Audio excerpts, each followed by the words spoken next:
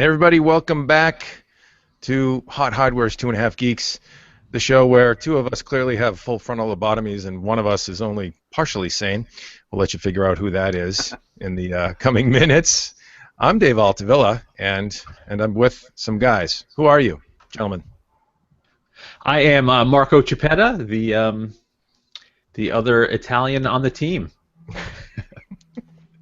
Paul, and I am vowel capable. What's that? I said, are you vowel capable? Italian. I am vowel capable. Well, depends on the day. We'll see.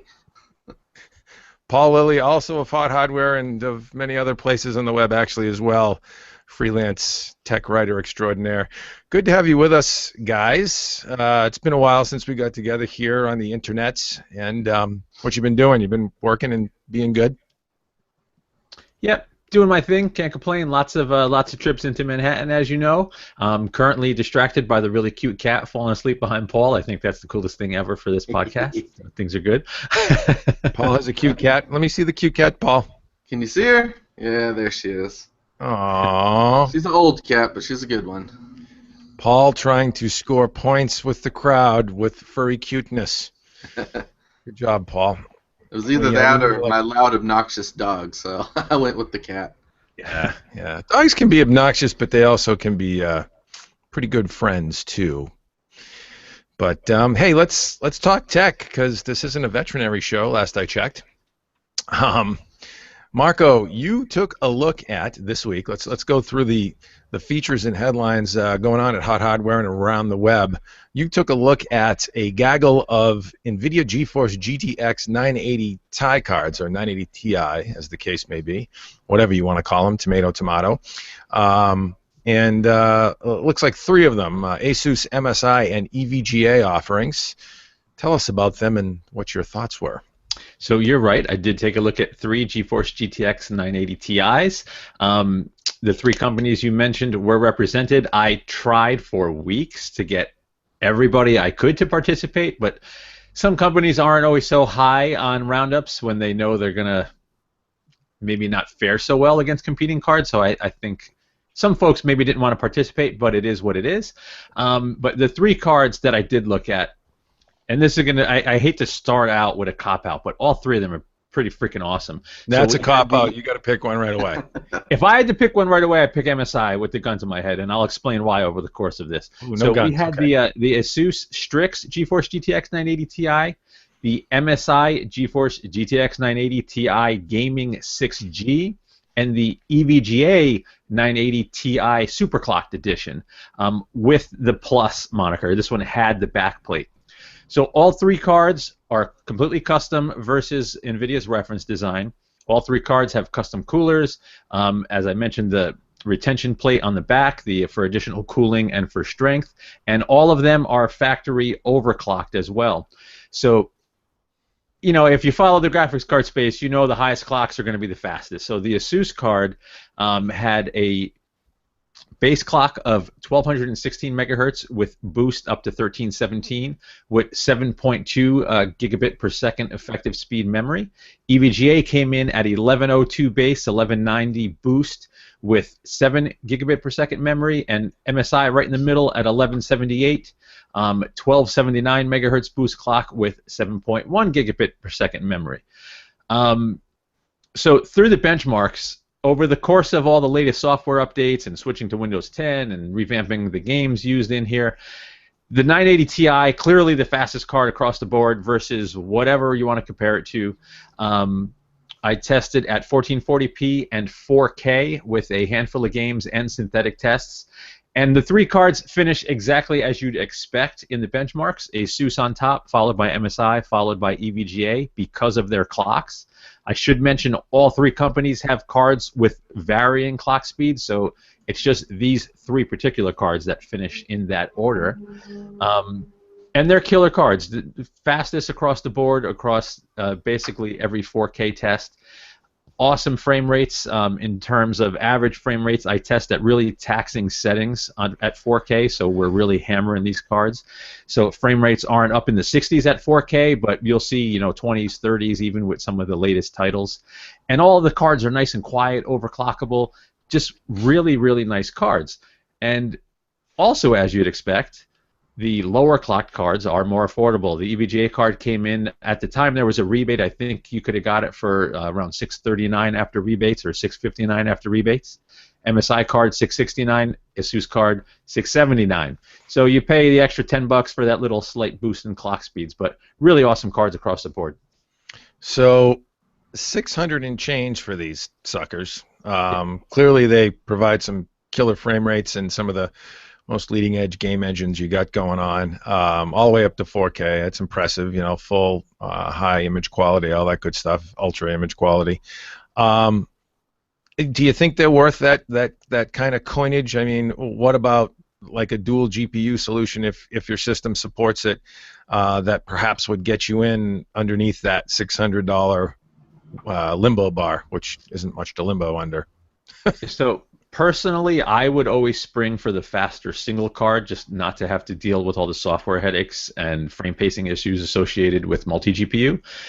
So if you were to go with two $300 cards, you're looking at what, two 970s would probably outpace 980 Ti in most games in terms of average frame rates. But you know, then you end up with the smaller effective frame buffer, frame pacing issues. Some games don't work, don't scale properly. My personal opinion, always spring for the fastest single GPU you can get. That's the way to go. Are they worth $650 in the current landscape? Yeah, absolutely. I mean, if you have a $650 Fury X, it's worth $20 more to get a faster card, in my opinion. Is a $650 GPU worth it? Well, depends on how badly you want to play the latest games with the maximum image quality, and some guys will obviously pay for it. Yeah. So generally speaking, is one card enough for 4K gaming? Generally speaking, it's going to depend. So if you crank everything up in the latest titles, yes and no. So like in GTA 5, for example, I didn't turn up every single feature, but with AA and high quality settings, the games, they were hitting 60 frames per second. But then if I go to something like Metro Last Light, where I used the craziest high-end settings you can get in that game, 4K, the fastest card only did 20 frames per second. Yeah. So if you're willing to sacrifice some of the more advanced features, yeah, you could probably get by with one card. Would be better to have two, but you could get by if you don't want max image quality in every game across the board. At 4K. At 4K. 1440p, you can rock anything out that you want. Yeah. We're just looking. I just had the GTA 5 numbers up when you were speaking, I mean, you're talking 65, 70 frames a second for some of the top end cards, and I think the Strix came in at 70 frames per second. That's 4K, 70 frames per second. That's buttery smooth. Good stuff. I mean, it's interesting. You joked how kind of a cop-out, not one of these cards really stands out that much over the other. They're all great cards. I think really it depends on what do you think? But I think really it depends on what you're looking at for a cooling solution, if that's important to you. I mean, you've got $10, $20 variances between the three cards, so not that much from a price standpoint, but from a performance standpoint. You may have little variances in acoustic signature or a few frames per second here or there. What's your favorite card in terms of noise, or lack thereof? So the MSI card and ASUS card would have been basically neck and neck. My particular Strix card that I tested, the sample that arrived in the lab and I tested, had some inductor noise. And I wrote ASUS and asked them if other people have reported this, and there's very few reports online that I searched. Other people did mention it, but it's definitely not a widespread issue. So I happened to get one that had inductor whine that turned me off towards it. The MSI card was it's completely silent at idle or under low loads because the fans stop. The fans aren't even spinning. And under load, it stayed quiet. And the other reason that I leaned slightly, again, all of these cards are awesome, but I leaned slightly towards the MSI card because while overclocked, now this is something that there's really nuanced with Maxwell. So according to EVGA Precision, the tool I use to overclock, the MSI card didn't hit quite the same peak frequency as the ASUS card. Let me go to the page just to get the numbers. Give me 2 seconds here. So when I was overclocking, I just maxed out the temperature target and power target and turned up the offset until I saw instability, and I ended up getting the ASUS card peaked. Now, just the peak was at 1529 megahertz, huge overclock, and the MSI card peaked at 1444 megahertz overclocked. So you'd think, oh man, you know, it's 70, 80 megahertz difference. ASUS probably killed it while overclocked, but it didn't. The MSI card came out ahead in my 3D Mark testing, because while it may not have peaked at the same number, it maintained a higher boost through the test, because boost goes up and down. It doesn't just hit that peak and stay there. So overall, all things considered, the MSI card was technically better in my tests. You got a better overclock score, a little bit quieter, a little bit cheaper, out of box a little bit slower, but not enough to really show in real world testing. So that's why I slightly lean towards MSI there, but really, I think in my conclusion I said if any one of these popped into my system, I would be happy, and I think most gamers would be too. Yeah. Inductor wine is an interesting thing. So folks that might not be familiar, let's just talk briefly and then we'll move on. So like literally the passive components on this board, you know, the power components on this board that don't necessarily have anything to do with processing or logic, but supply clean power and or filter power to the board, inject noise into your system, and it somehow can radiate out of the card, or how? Explain how inductor wine. I've heard it, and it's freaky. It always freaks me out, because you hear, like, over frame rate and scaling over you know, benchmarking and whatnot, you hear it kicking in, and it's actually the card squealing a little bit, right? Yeah, so it doesn't do it at idle or, you know, at the desktop or whatever. The card's completely silent. The ASUS card also, the fans completely stop at idle. So when it wasn't under any sort of heavy load, dead silent. So that's pretty awesome. But once it was under sustained load, while I was benchmarking, you know, at high resolutions, you'd sort of hear the inductors resonating with little squeals and vibration sounds as the animation's going on screen. So as the card's getting under heavier loads, and you hear like these weird sounds, and I'm sure anyone that's had a card that's made noise under load understands what the inductor whine is. But yeah, just weird squeaks, squeals, and clicks from the coils on the card under load. It's something you have to experience. If you really want to experience it, go try a Radeon Nano, because all of those cards have tons of inductor whine. It's a trade-off AMD made in the design. Yeah, so if you have a store that has Nanos, you know, on display, go run a game on there, and you'll know what I'm talking about. It's like the guys with turbos. You know, maybe like for like serious gaming geek cred, inductor whine's a good thing, right? Like the guys with the cars with turbos in them stepping up to the line, and there's this little whine going on. No, it's more like the guys that poked holes in their mufflers to get extra sound. Wow. Yeah, that's a shot. Okay, well, let's move on to something a little less powerful on purpose, a little less powerful and significantly more portable. Paul, you took a look at a new tab from the folks at Samsung, the Galaxy Tab S2 8-inch 8.0 Android slate, and you gave it some pretty good marks. It has its pluses and minuses. What'd you think in general? Overall, it's a good tablet. This is the one you're talking about. It might be a little too bright for the camera. It's another premium slate, kind of like the ASUS ZenPad we looked at a couple weeks ago. This one, however, is a little bit thinner and a little lighter. It's barely over half a pound. I think it's 0.58 pounds they have it listed at, and 0.22 millimeters thick. So it's really the thinnest and lightest in its class, which, you know, it's become kind of a benchmark for tablet makers these days to see how thin and light they can get them. Really, we're splitting hairs at this point, but for what it's worth, it does feel a little bit lighter than the ZenPad we looked at recently. In terms of other hardware and features, it has Samsung put its own Exynos 5433 octa-core processor in there. I believe that's the same one they use in their Galaxy Note 4, so it's a little bit of an older chip. 3 gigabytes of RAM, 32 gigabyte internal storage with the SD card slot, 8-inch display. They also have a version that's 9.7 inches, 2048 by 1536 resolution, 8 megapixel camera on the rear, 1.2 shooter up front, 802.11 AC Wi-Fi, Bluetooth 4.1, and some other odds and ends. When we benchmarked it, it was towards the top of the class, even though it was using an older processor. So it's a fast tablet. It's not the fastest we've ever had in here. In terms of the good, as I said, it's also thin and light. So if you read a lot of ebooks or magazines and you do a lot of one-handed use, this is a very good tablet for that, as well as the 4.43 aspect resolution.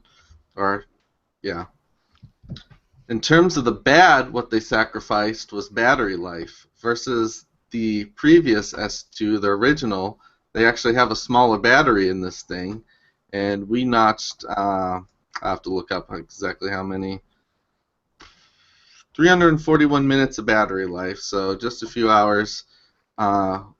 That's with our web browsing test, so not doing anything real intense.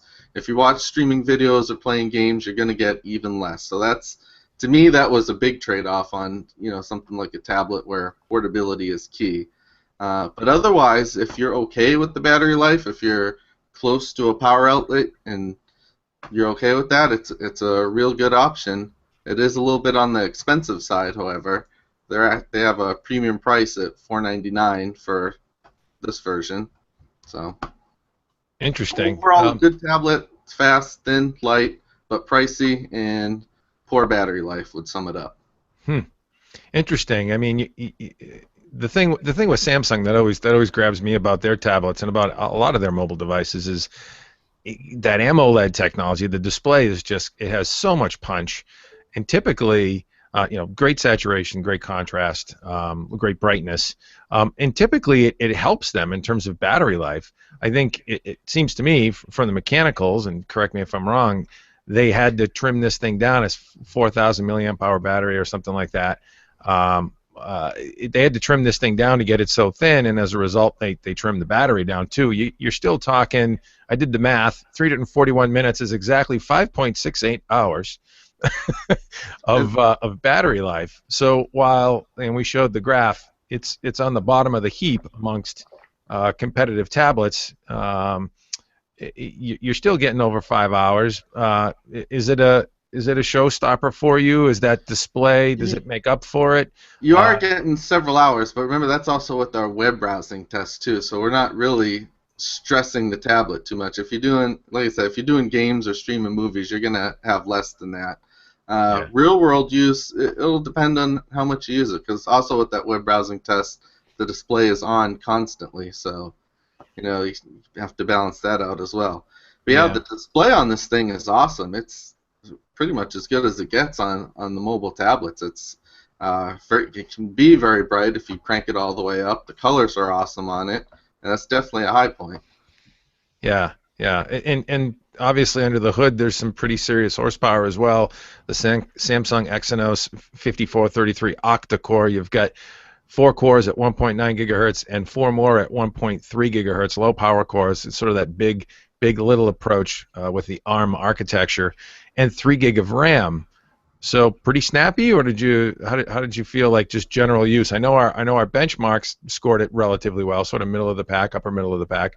How did it feel like in everyday real world? Oh yeah, it's definitely responsive. I mean, whether you're navigating the menus or doing pinch to zoom on the web, everything is fast and smooth. You're not going to notice any lag or any kind of hiccups like that. So, would you recommend it, or are there other better values in the market? Tough one, huh? If you're okay with the battery life, that's the big bugaboo with this. If you're okay with the battery life, and also are looking for a premium Android tablet, then by all means, it's a great option. Having just looked at the ASUS ZenPad not that long ago, however, it's kind of hard to recommend it over that. You're paying $100 more for a little bit better performance and a little bit thinner and lighter form factor overall. So, take your pick. And it's funny, there's a whole lot of this mobile stuff being sold over the web, obviously, at online merchants, Amazon, what have you. We certainly subscribe and support that model. But a lot of times these tablets, and it's hard. I mean, some of these you might not get, at every retail store to do an A/B, but I'd suggest A being that AMOLED display versus an IPS display, because when it comes to a tablet, the display is the product, right? I mean, it's so huge as part of the experience. So Let me ask you too what you think about the price point. I think I incorrectly said $500 earlier. It's $400 for this thing, which is a premium price for an 8-inch Android tablet. What's your feeling on that as far as paying a premium for an Android product? I don't know. I'd like to get Marco's opinion on that. Honestly, I think for an 8-inch slate, it is a little pricey. I'd probably say it's pricey by about, I don't know. You're looking at it does have a little bit more premium put up. You've got 3 gig of RAM. You've got a more premium AMOLED display. Folks may or may not place that much weight on those extra features. I personally would. I think it's for a power user. If you said this thing was $349 to maybe $299, $50 to $100 swing there, I think it would be a little bit more competitive. But yeah, once you start approaching $400, you can get a lot for your money these days in a tablet. Marco, what do you think? That's a hardball question, man. Yeah, for me personally, this is not a dig at Samsung or any of the Android tablet makers.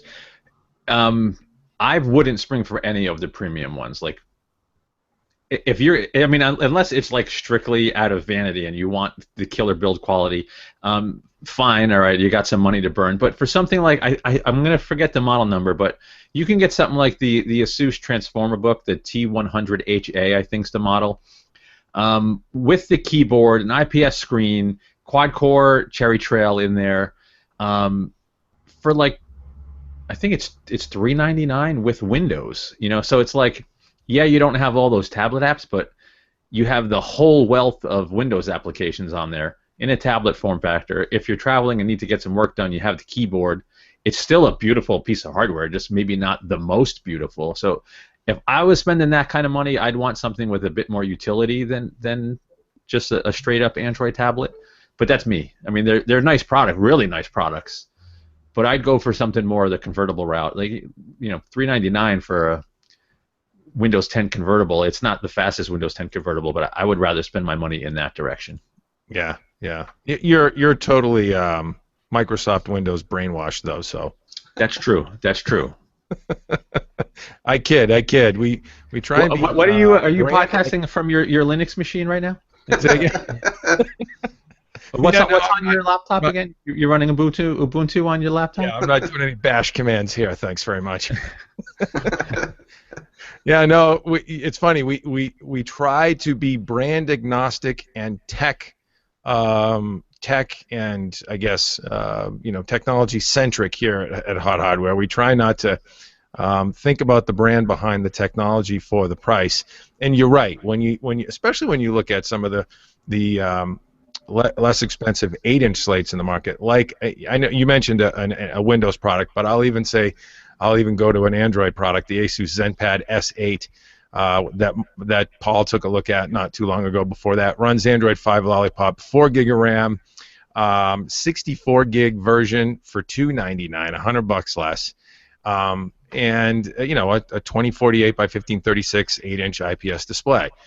Really, compelling product for $299, and you can get it as low as $199 in an 8-inch form factor. So I know what you're saying, and I tend to agree.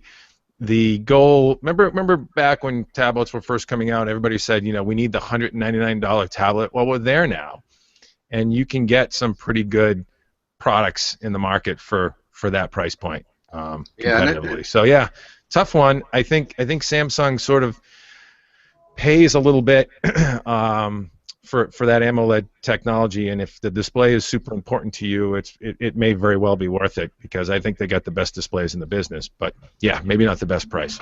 Yeah, and none of this is a knock against Android, but I do think it's fair to say that Android users typically expect to pay a little less than the Apple counterparts. Like, this is priced the same as the iPad Mini, so I think in that respect it's a little bit of a tough sell.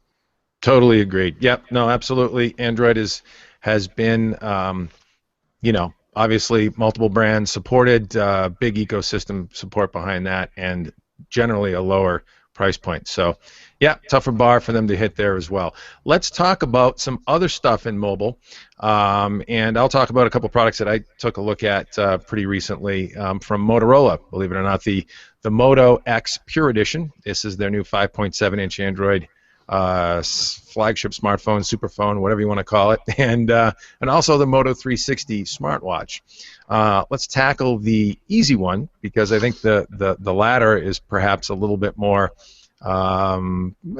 discussion behind it. The Moto X Pure Edition is the recent revision of the Moto X family of product.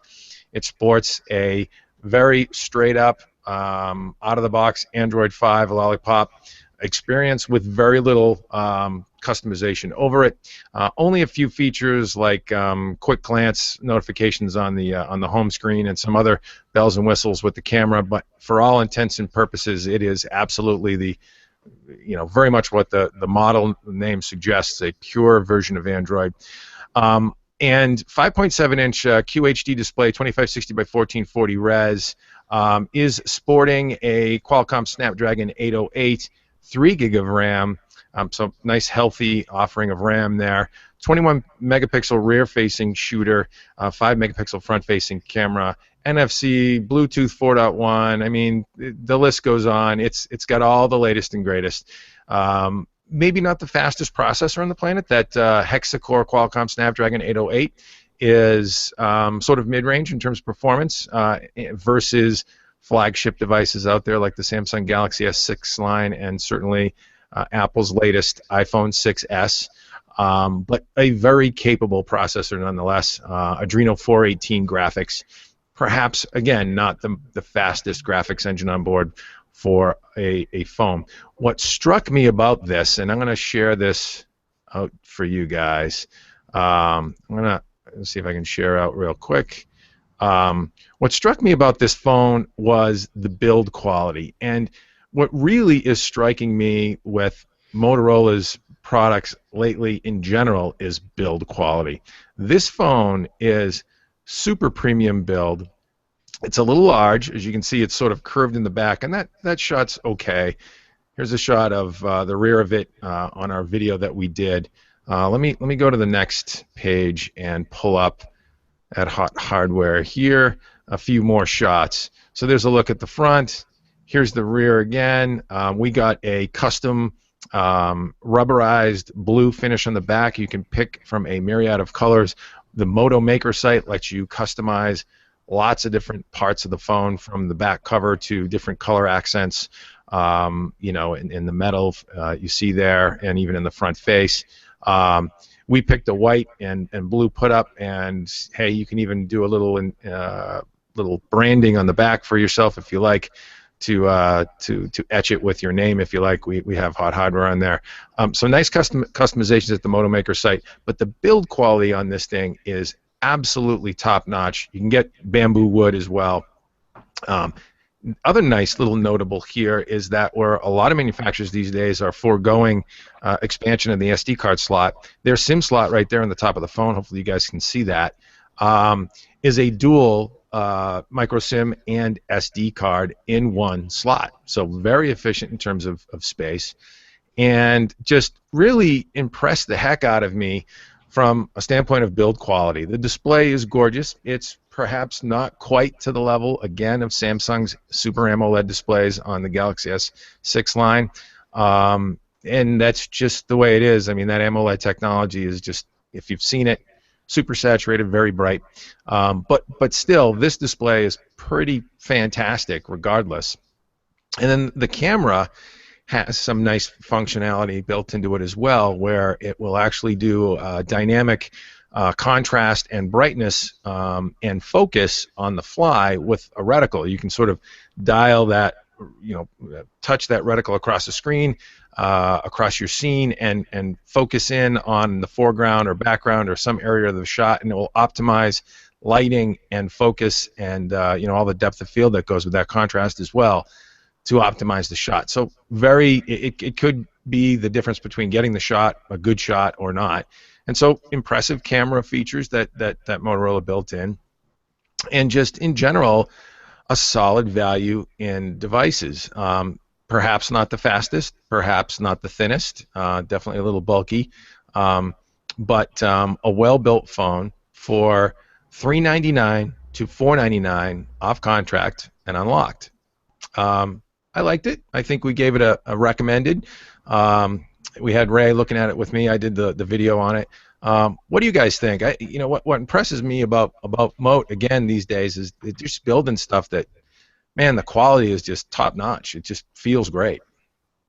Yeah, I mean that's a really nice phone, and if the price off contract, I know it sounds like a lot of money when people are used to getting phones for $99 on contract, but $400 off contract for a phone like that's pretty freaking awesome. If you don't want to be bound to a carrier and don't want to get locked into a contract or pay any lots of the new plans have the subsidy built in so you can upgrade your phone within a year. If you don't want to pay any of that stuff, getting an unlocked phone is the way to go. And $399 for, it's maybe not the most cutting edge phone, but it's pretty awesome. And in terms of build and customization, they do a lot of stuff right there. I like that phone. Yeah. Paul, what are your thoughts? Yeah, I agree with Marco. And really, it wouldn't have been all that long ago when those specs would have been top of the line or near top of the line. So when you're talking about, $399 now, it's pretty neat. Yeah. Battery life on it was sort of middle of the road. It held up okay. Let me take a look. Yeah, we ended up squeezing out 565. Let me do some quick math for you here. We ended up squeezing out almost, nine and a half hours roughly from this thing on our standard web browser test. Under heavier workloads, our battery torture test, it's a little bit further down, down the graph. But by no means, was battery life an issue. Yeah, just a well-built phone, a good option in the market, unlocked. And if you're an Android purist and you want, nothing but, you don't want any carrier bloat whatsoever, this is a real good phone, I think. The other nice thing about Motorola is their call quality and their antenna.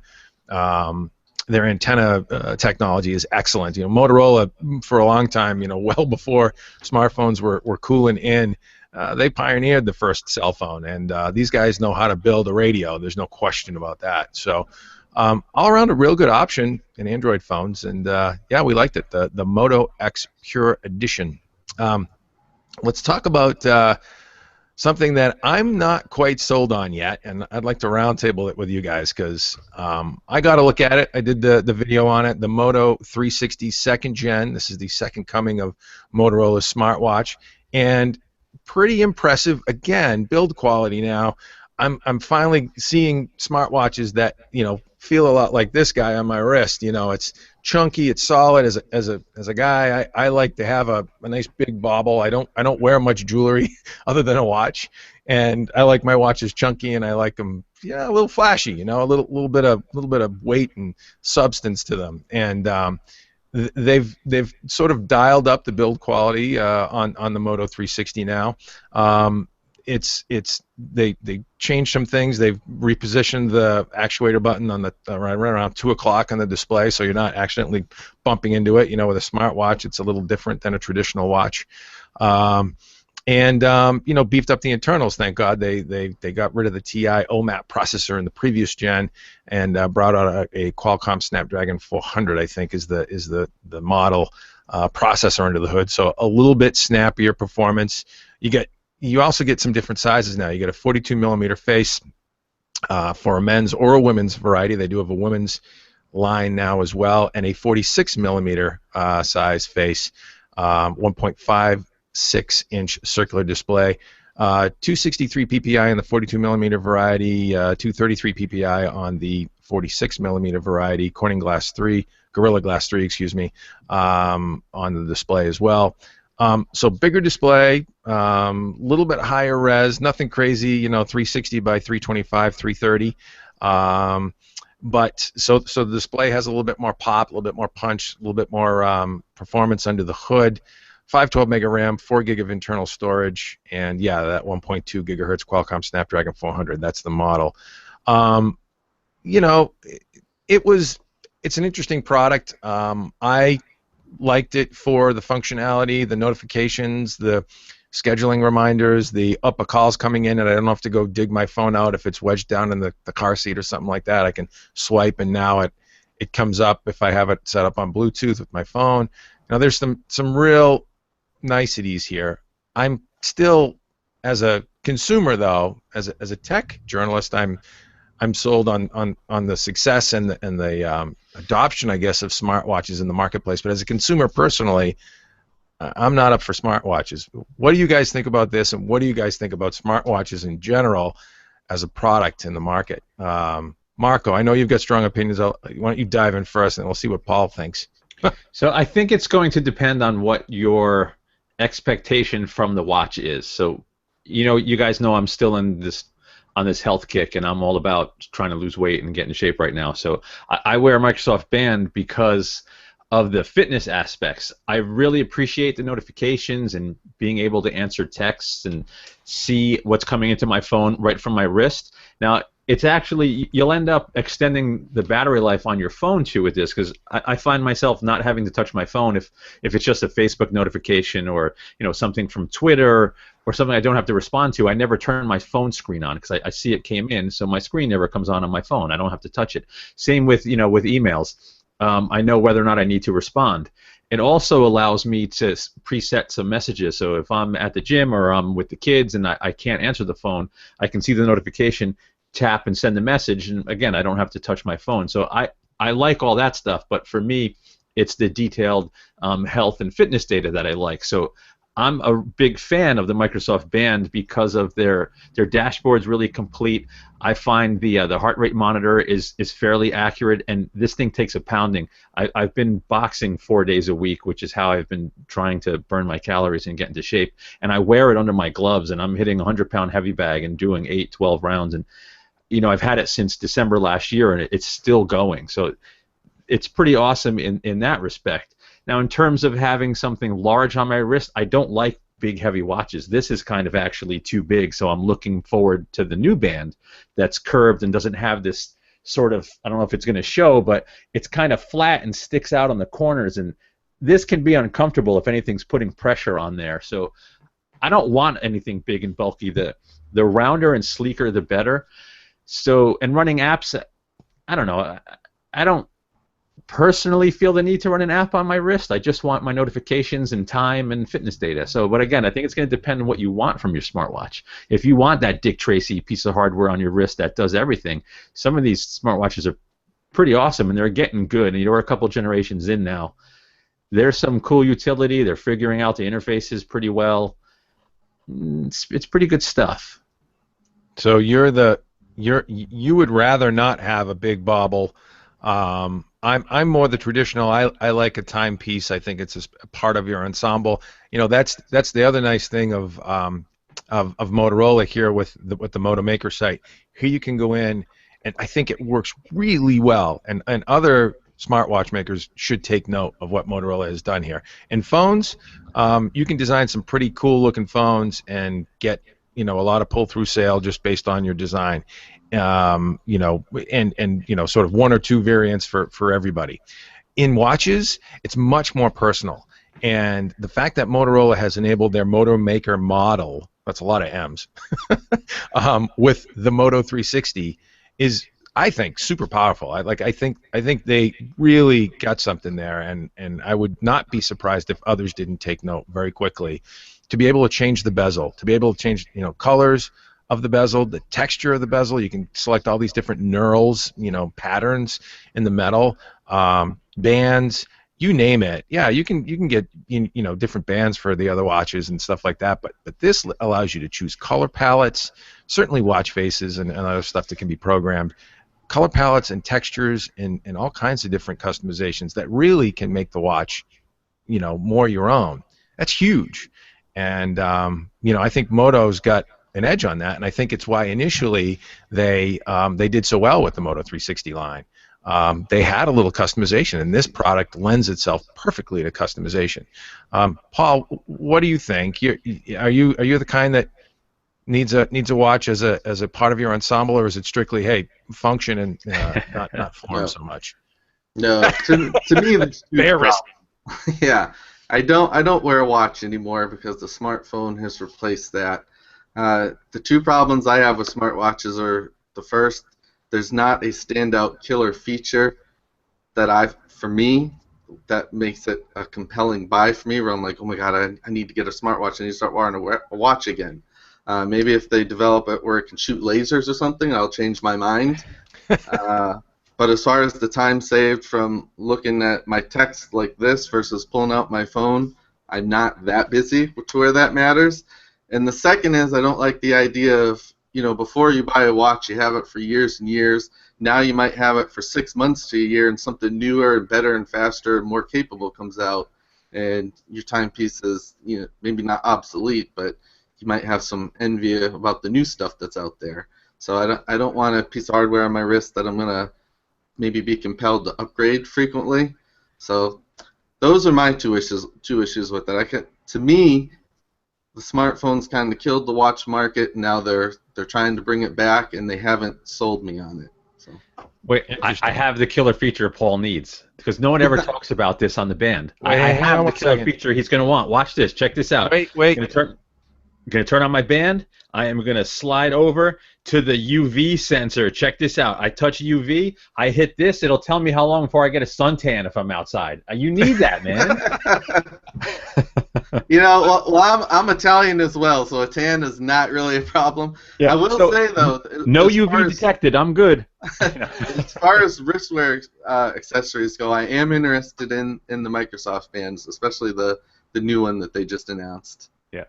So it's kind of an oxymoron there, Paul. You don't care about the watch, but I guess, well, maybe not. Fitness trackers are useful to you. Fitness trackers are a different thing. It's the smartwatch. I don't need an accessory to tell me the time and what text came in, what notifications I have. But the heart monitor and the other health benefits, that appeals to me. Yet All right. I still don't have one. So. All right. Forgive my ignorance on this. Maybe I'll be the half geek today. Do any of the fitness trackers out there currently have the ability to tap into Wi-Fi and play Pandora or Spotify via Bluetooth to some headphones? From the band? No, not from the band itself. Okay. That's the killer feature the fitness trackers need, because I'm sick of going to the gym with my big honking 5.7-inch phone in my pocket, flapping around while I'm kicking it out on the elliptical or on the bench or whatever, and I've got headphones wired up my shirt. That's a pain in the butt. I'm sweating it out, and I got this big clunky phone in my shorts. You know what? And it's not what I want. Wait a minute. I might have to take that back. Who did we just post on this past week that launched an LTE version with standalone LTE? I don't know. Somebody just I'm launched. too old to remember that stuff. I'm forgetting who it is. Someone just launched a watch with standalone LTE connectivity. That might have that ability if there's a Pandora app for Android Wear. Was it the next generation band? Microsoft band? No, it wasn't Microsoft. It was one of the more stylish ones. Yeah. I don't remember. I think that's a killer app. You get that. You get Bluetooth connectivity to a pair of buds. Some good. Bose comes out with some nice Bluetooth buds, right? I love my IE2s. I plug them into my phone, put my phone in my pocket, and I run the wire up inside my shirt to my ears. That's how I work out. You get some quality bud, Bluetooth earphones or headphones, excuse me, and a wristband that does fitness tracking, connects to Bluetooth, and will at least connect to Wi-Fi, has Wi-Fi or maybe LTE, I guess, but even Wi-Fi, because my gym has Wi-Fi, and I can stream Pandora wirelessly with that band. I'm sold. I'm in. Yep. Somebody make that happen, and I think a lot of folks would appreciate that. Runners especially. You want to be untethered. You don't want that big phone hanging in your pocket. It's too much bulk. The flip side of that is, and we'll move on, I think watches in general, smartwatches in general, I think there's two types of folks. They're the folks that like the fitness tracker side of it, that's their hook, like you, Marco, and you want the watch to stay low profile and out of the way. And then there's the other side, like me, I think, that wants a timepiece first, and then that functionality is a nicety second. It's an interesting market that's continuing to evolve. Personally, I'll be sold on smartwatches when they look as good as their analog timepiece counterparts. Is that fair? I think you're going to end up where we're going to end up with companies that are serious about the smartwatch space will have their designer timepiece and their sport timepiece. So I think Samsung is sort of on that path. And if they really just have to get the chassis right and have a sufficiently high-res, beautiful screen to put whatever watch face you want on there. So you can make the watch face look like a Breitling or whatever if the screen's good enough. Yeah. So no, I agree. I think it's coming. I think you hit the nail on the head. I think you need two product lines like Motorola and Samsung are both doing now. Yeah. So that makes sense.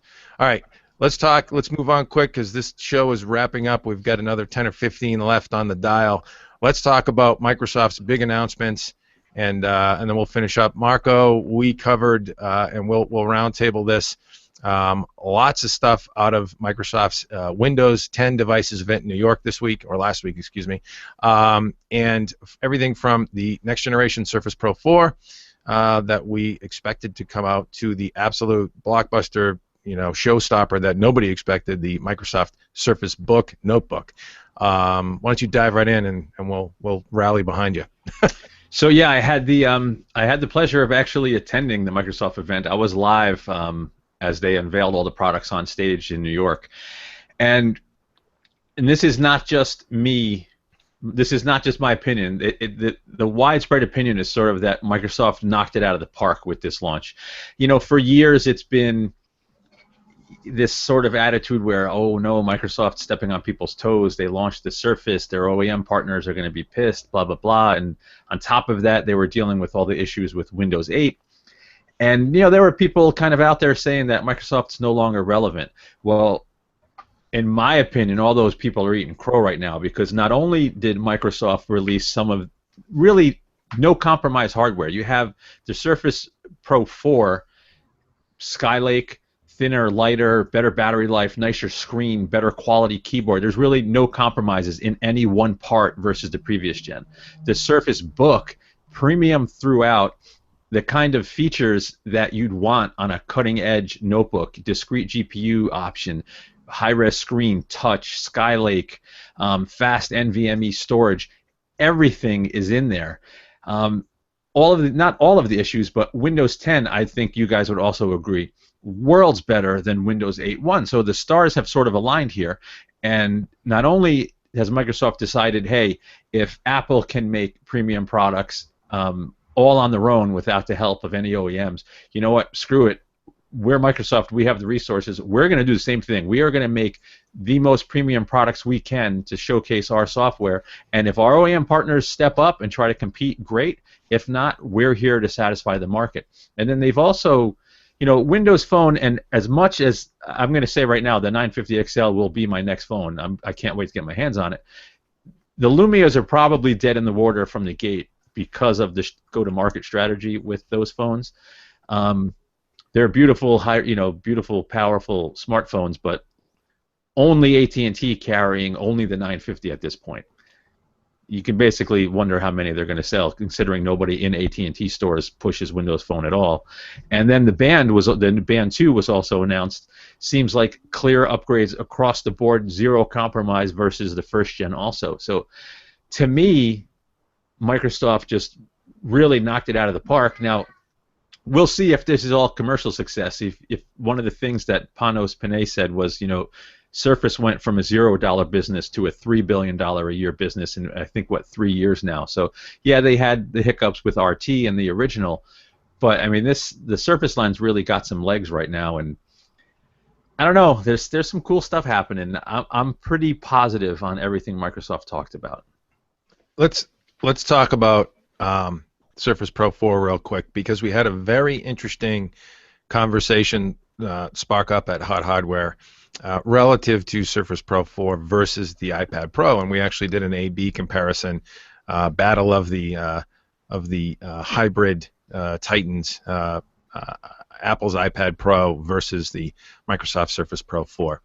And you can make a case that obviously Apple saw the success of Surface and decided to, hey, let's get into a larger format tablet. Prior to that, they didn't have anything in this size class. Let's get into a 12-inch plus tablet, detachable keyboard and pen stylus. They call it a pencil. And it's the sincerest form of flattery for Microsoft that Apple stepped out, in a manner of speaking, sincerest form of flattery for Microsoft that Apple stepped out to offer this product. When we posted the comparison, the AB online, we looked at specs, we looked at features, we looked at capabilities. A very, very interesting discussion popped up. Usually, when you talk about Apple products, and this is what struck me, when you talk about Apple products, out of the woodwork comes the Apple fans, and they are passionate, and they are just like all over you, like, Apple beat Surface to the beat Microsoft to the punch or whatever. I mean, they're just very, very passionate. We actually got the exact opposite situation where Microsoft fans came out of the woodwork and said, why are you even comparing the iPad Pro to this product? The iPad Pro is a toy and all this stuff compared to the Surface Pro 4. And it was refreshing. I was like, wow, man, there's some serious brand equity here now that Microsoft has clearly cultivated. And we did have one or two Apple folks come in to back up their product. And it's funny, we try and walk that line, be objective. That's our job here, is to be balanced, objective analysis.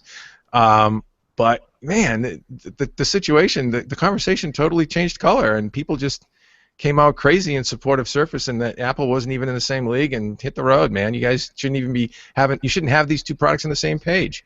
I found that fascinating. What'd you think about that? Paul, can I jump in? Yeah, go for it. I know Marco's chomping at the bit. Because this is one of those situations where Microsoft tackled this market from the top down, and Apple's decided that their mobile OS and tablets are going to try to bring them up to battle in the pro space for those that want to get work done on a tablet.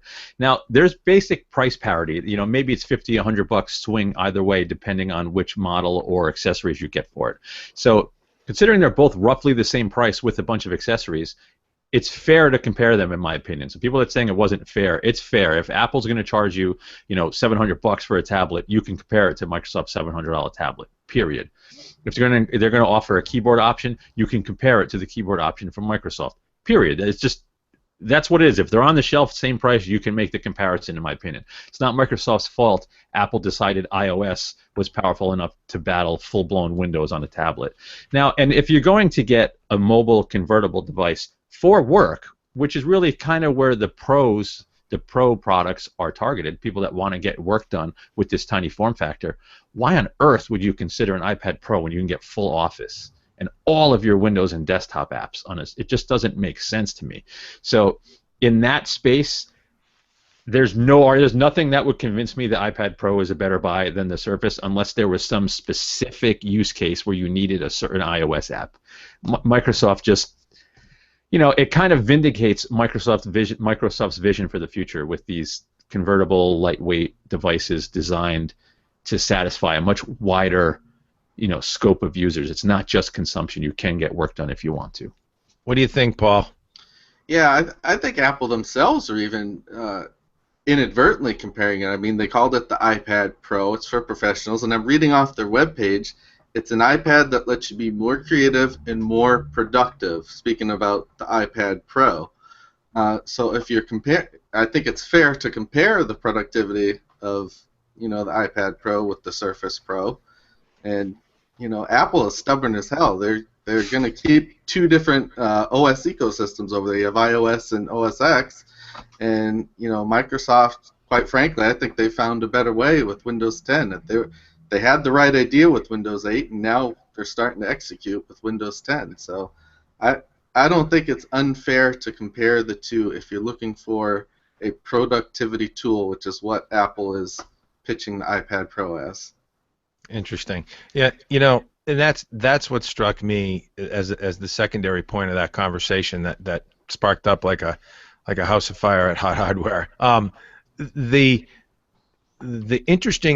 irony, the turn of events that came about when you think about when Surface first came to the market and the billion-dollar loss that they had trying to seed Surface back in the Balmer days into the market, and they had Windows RT, and then they had Windows for the desktop, and everybody said, dang it, I've got a hamstrung tablet with Windows RT that doesn't run everything Microsoft for me, and a fledgling Windows Store, Windows Software Store that I can tap app for apps. It's just, it was like a dead in the water sort of product. People were like all over it right away, just totally not happy about it. And Microsoft lost a lot of money on that. Today, it's a complete reversal, a complete turn of the tables. Now you have Microsoft, as they were championing, learning from that mistake, the move to a common platform for all devices with Windows 10, from tablets to notebooks to smartphones, all the same code base, and it runs, I mean, relatively speaking, I think on the phones you've got an ARM core there and you've got to support that, but you've got Office for your phone and different apps that are majorly productivity tools if you need it. But the tablet space, that Bridge product was huge to have a common platform for Windows as well. And so now you've got a total reversal of the tables. You have Microsoft in the driver's seat, and you're right, Mark. You've got Paul. You've got Apple in a very peculiar situation where they're resisting two code bases, where they're saying, no, we're supporting iOS. The way is iTunes. It always will be. And they've got a lot of horses in that race. Beats, you name it, and they're going to stick with two code bases, x86 on their MacBooks and their Macs, and ARM and iOS on the mobile side. And I think that's a key differentiator now for Microsoft, where before it was, an Achilles heel for them. Now it's a strength, and it's like, Satya Nadella, I think that guy, he's really making a difference there, and I think you're seeing the result of his leadership and execution. Marco, is that a fair assessment? I think that guy's a freaking ninja in terms of CEOs. So, and it kind of, this also sort of explains why they're basically giving a Windows 10 away for free. We're already at 120 million installed devices running Windows 10 in really what was it, July? Couple of months. We're talking insanely fast ramp. Now you understand why they gave Windows 10 away for free, because now you have this huge install base, and then all of a sudden at the event, what do you hear? You hear about all these companies now coming out with the native Windows 10 apps, including was this official yet that Google's coming out with their apps? Because it was mentioned. If it's not official, whatever I'm saying. No, yeah, I think it's official. So yeah, now even Google has to acknowledge this monster install base of Windows 10 devices that's only going to get bigger over the next couple of years. It's realistic to have, let's say what? How many PCs are being sold every year? Something like 300 million PCs still, even though the market's slowing down. So in 2 or 3 more years, maybe having 500 million Windows 10 devices. You guys think that's fair to say in a few years? Yeah. So probably. Who's not going to want to develop for? And also, I should mention Windows 10 coming to the Xbox too. So, tons and tons of devices running Windows 10. Who's not going to want to develop for that platform? So, this is an interesting time. There's no way, I don't think Microsoft could possibly ever dominate in the smartphone space, considering how entrenched iOS and Android are now. It's just not going to happen. But they can have this sort of premium experience across everything and sell Lumias to a core group of people. They're going to continue to own the laptop space, going to gain more ground in tablets, going to continue to own the desktop.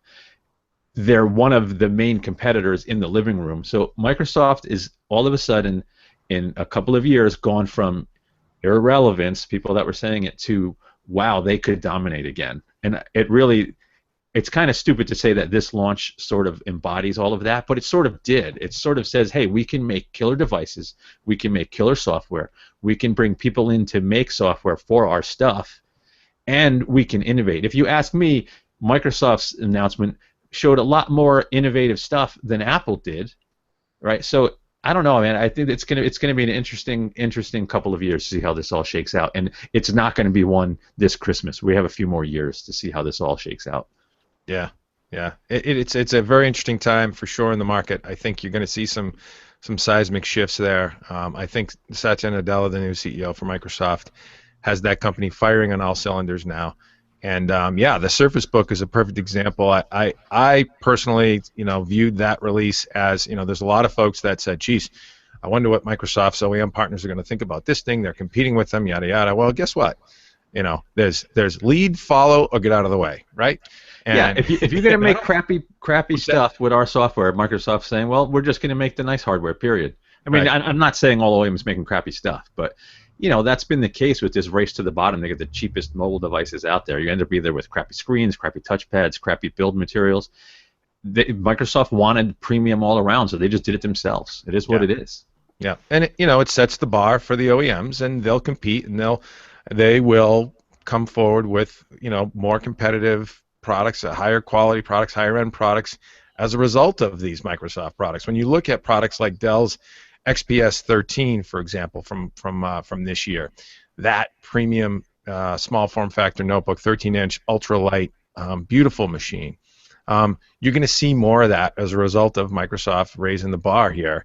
Would I want a Surface Book over something like that Dell machine? I'd have to take a look at the Surface Book. We have to wait until we get it in to test it and to see the fit and finish and the feel. It looks really competitive, really, really clean, and God knows it's going to be highly integrated and capable with Microsoft software. So yeah, I think it's good stuff, and I think we need more of that. I think we need more of that sort of competitive juice in the market. I think Microsoft's in the unique position that way to not only bring forth their own products like Apple does, but with an ecosystem of partners behind it that can bring forth alternatives as well. I mean, there's probably going to be a little bloodletting going on, I'm sure, amongst in the channel with their OEM partners. But hey, it's not like there's a whole suite, a whole family of Microsoft Surface Book products. It's one SKU right now, and it sort of is supposed to, I guess, personify best of class in that device. So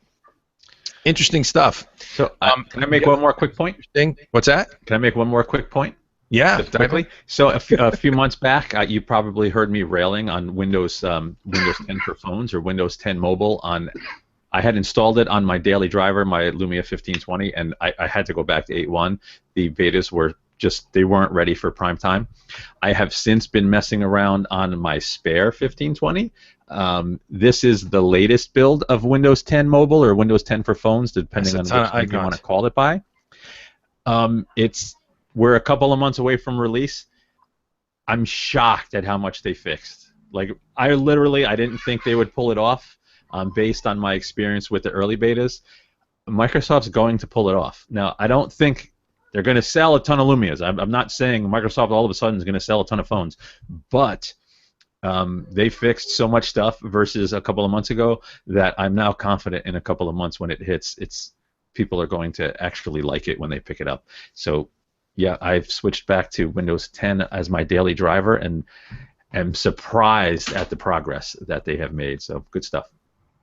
And we will present you with more views and opinions on the Lumia line when we get them in from the folks at Microsoft. We'll have a full review up at Hot Hardware for sure. Let's touch base on something real quick before we wrap this thing up. Today, Monday, October 12th, the biggest tech acquisition in history happened. And today we're recording this, and we may or may not get this up on the site live, so just hearkening today's news, Dell steps up to acquire EMC Corp out of Hopkinton, Massachusetts, right in my backyard, for $67 billion, big ones, amazingly enough. And that's it.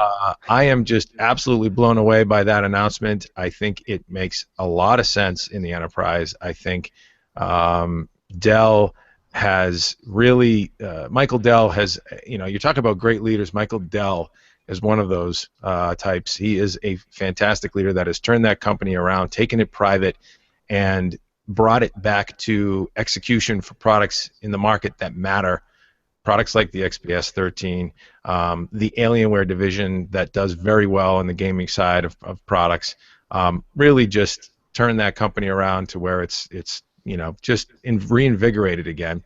Now steps out with a very bold move and a very big bet on the enterprise cloud and big iron storage with the acquisition of EMC. Really, it's going to be obviously a merger. They're just it's such a big move. But I think there's good synergy there, and I'd like to get your opinion as well, Marco and Paul. But good synergy there. Dell typically plays in the low end and mid range of storage and servers for the enterprise. Obviously, big in the server play, less so in storage. And EMC on the other side of the house, big in big iron storage. They are the 800-pound gorilla when it comes to enterprise storage, accelerating apps with storage and their flash arrays, cloud storage. I mean, VMware for virtualization, that's an EMC product. RSA for security. I mean, just a huge enterprise play for Dell. And when you couple those two together, along with their capabilities and their strengths in their respective markets for the enterprise, you have a very, very powerful competitor versus HP and IBM and the other big guys in that space. And I think there's a lot of talking heads out there right now, a lot of analysts that are sort of, some of them are poo-pooing the move, saying that it's really just fleecing CEOs' pockets with, or lining CEOs' pockets with money as well as bankers. But I don't think that's even close to the story. I think it's a huge play from a product standpoint and a solution selling standpoint for their teams to go to market with a ton of tools in the bag now. What do you guys think? I was blown away. I think it's going to be very interesting times for Dell this year moving forward. Definitely. In 2016. Well, Michael Dell's a pretty smart guy, right? I think he has a pretty clear vision of what he wants to do, and it's moves like this is the reason why he worked so hard to take the company private in the first place. Could you imagine trying to push a deal like this through with a board that you have to answer to? You have the blowback you get from Carl Icahn and the rest about the purchase price. So yeah. I think it's natural that the analysts are going to kind of poo-poo it, but I think he has a pretty clear vision of what he wants to do, and we'll start to see that, starting with this acquisition and then going forward. Yeah. And seeing what we saw with the Alienware acquisition and how Dell it kind of just infused Alienware with resources. They didn't really dismantle the machine that was Alienware. I mean, there was tons of changes, but the soul of Alienware is sort of still there. They just now have Dell's resources, and EMC was already a monster in the enterprise storage space, and I could see, we got to see how it all shakes out, but I could see EMC now having Dell's backing being even more powerful, and now all of a sudden you have a one-stop shop for servers and this insane enterprise storage, and it could mean big things. I mean, it depends on how Dell's vision is to incorporate EMC's product line into Dell's, but this is big news. EMC and Dell are like already not everywhere, but they're huge in both of their respective spaces in the enterprise markets, and I don't know. I think they're both going to be stronger now. At least that's my gut reaction. I don't know enough about the deal, but my gut says. Yeah. Well, it's a good point about Alienware, I think, because that's still very much a relevant brand. Yeah. They've absolutely maintained their identity. What's that, Paul? Yeah, you can't really say the same thing about Voodoo PC after HP bought them, and I think OCZ bought a boutique builder as well. I forget who, but Dell was the only one to really buy one, which was Alienware, and keep it relevant. Yeah. No, they've maintained their identity for Alienware. I think that's been their model all along, is to acquire or move in with a successful brand and maintain that identity and let them do what they do best to enable them to do what they do best. I think you make a good analogy, Paul, that the Voodoo acquisition, you saw Voodoo DNA for a while and they sort of kept it around, but then slowly but surely over the life of HP and the product, it just got assimilated and almost erased. It's it's going to be interesting to see what Dell does with this. But I think, Marco, I think to answer your question, I think you're going to see more of the same model. I think you're going to see an intentional separation of brands because EMC is so strong and has been so strong for so long in enterprise storage. And that's autonomy that's built in and intended. But what you'll have is a solutions sell at the enterprise level that virtually very few competitors can offer the breadth of product that these guys will offer now together. And they also bring very different and complementary models with them, and even manufacturing and design expertise that's very complementary. EMC, one of the things that was a big not a big thing, but it was a press release or a sort of a flag of I guess positiveness in what was a very dark times, the downing of the Twin Towers. EMC actually came out and said, this is a tragedy. Obviously, it's never to be forgotten in American history. But the interesting thing was none of the companies in that building lost data. All that the data that was in the Twin Towers when they went down was replicated off-site, and EMC systems helped that from being a loss as well. And that's millions, hundreds of millions probably of dollars of IP and equity that these companies didn't lose as a result of that tragedy. And so when you've got a company that builds mission critical products like that just are must not fail, combined with a company that does enterprise servers that are moving and shaking, they've got to react to the latest trends and execute. You've got some really good synergies there between Dell and EMC, and I think it'll be fun to watch to see how they evolve, and what the two can do together. Exciting stuff, man. Just wild, huh? In the market these days. Absolutely. You guys still with me? Yeah. Oh, we're here. Well, I think we're just about wrapped. Marco, I don't know if we can talk about next contests or sweepstakes or giveaways going on in Hot Hardware. Can we allude in that direction? We have 2 irons in the fire, and the details keep shifting, and we wanted to announce, but we can't quite yet. But it's coming. We promise good stuff is coming. Gotcha. Yeah, we're shifting gears. There's another manufacturer that's stepping up. Might be a little bit sooner, but we're thinking Skylake-based systems of some sort maybe in the cards.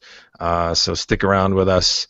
And where to find us all over the place. Certainly there's HotHardware.com. That's our main domain where we claim to fame. Hey, there's a little bit of rhyme for you. And also Facebook.com/HotHardware, Twitter.com/HotHardware, and YouTube.com/HotHardwareVids, where you should thumb this up if you're watching it and subscribe because we like you and we like to have you with us when we do our 2.5 Geeks webcast. Guys, anything to offer before we sign off and kick back into the work week? Yeah, I'm going to say make sure you come by the Hot Hardware main page, because although we talk about lots of stuff on the show, there are dozens and dozens of articles we don't get to, so you're missing lots of news if you don't come by the site. And we definitely, as Dave mentioned, want you to subscribe because we'd love the shows to be more interactive as well, so if you have questions, you can post them while we're live and all that good stuff. Plus, look how pretty Paul is. How could you not want to subscribe? Look at that guy. Look at him. I can't really argue with that. Marco makes some excellent points, I believe. Yes, stop by Hot Hardware where we've got pretty tech editors, half geeks, and guys that wear fedoras and other stuff. Yeah, we'll keep it a family show, that's for sure. Thanks for stopping by, everybody. Take care.